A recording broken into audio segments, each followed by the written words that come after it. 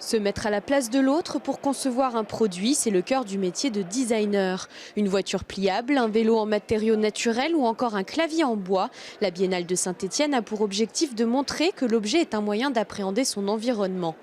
Le design de demain, c'est la façon dont on va concevoir des scénarios de mode de vie qui se concrétisent à travers des objets, des images, des services. C'est-à-dire que la question de l'objet final n'est pas suffisante. Ce qui est important, c'est de voir tout ce que ça génère autour en termes de mode de vie. Les villes sont elles aussi obligées d'intégrer le design sur leur territoire.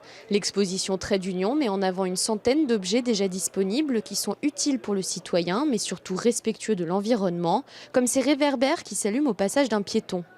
On voit que le designer et l'entreprise a essayé de revisiter à la fois l'image de l'éclairage urbain, en même temps de lui amener une dimension intelligente, parce que c'est un éclairage qui va se déclencher à proximité du passant. C'est-à-dire qu'avec en plus une préoccupation environnementale, tout en amenant d'ailleurs une interaction en fait, assez empathique entre l'individu et ce luminaire. À chaque édition, la Biennale connaît un franc succès avec en 2010 plus de 85 000 spectateurs.